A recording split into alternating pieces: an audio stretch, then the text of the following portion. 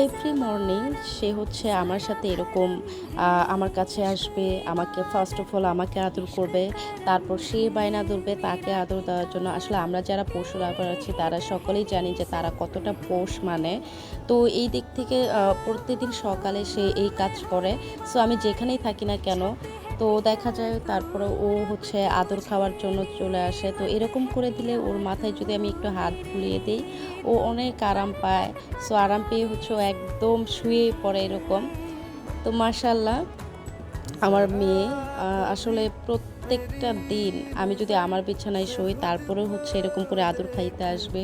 ওর হচ্ছে নানান বাহানা, নানান বায়না থাকে যে ওরে আদর করতেই হবে রোজ, রোজ। তারপর আমার সাথে অনেকক্ষণ ও খেলাধুলা করলো সকালবেলা। খেলাধুলা শেষ করে লাস্ট পর্যায়ে সে এক পর্যায়ে গিয়ে ক্লান্ত হয়ে পড়ে।